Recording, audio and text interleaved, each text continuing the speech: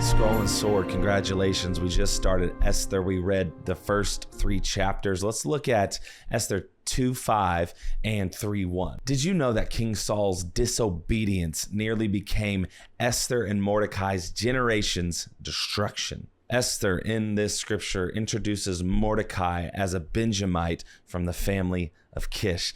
Then Haman appears as an Agagite. If you've read through the Bible a few times, or even this is your first time, and you remember 1 Samuel, those names should send your mind back there. Saul, the son of Kish, was commanded to defeat the Amalekites and execute King Agag. But Saul spared Agag and kept what God told him to destroy. And now, centuries later, Esther places another man associated with Kish against another man associated with Agag. Scholars debate whether Mordecai and Haman were literal descendants of Saul and Agag. The text's job here is not to prove a direct family line, but the literary connection is quite intentional. Esther is presenting a conflict, like a rematch between Saul and Agag. Saul's compromise did not disappear just because he died.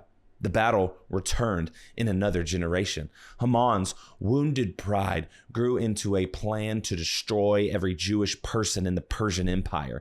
What began with one man's refusing to bow became a decree of genocide. I don't know if you've ever burned brush outside, but imagine you burned a brush pile, and instead of extinguishing the whole thing before you went inside and went to sleep, you just left some embers burning.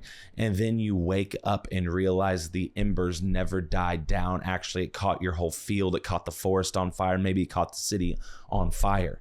What one generation refuses to confront may return as a crisis for the next, a wildfire for the next. Do not call something simply finished because it has become quiet, okay?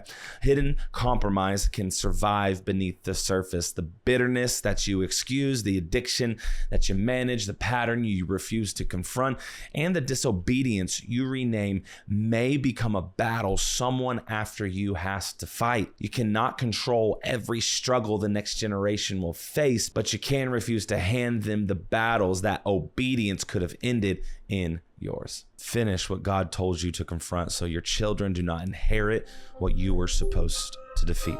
Love y'all. See you in the discussion room.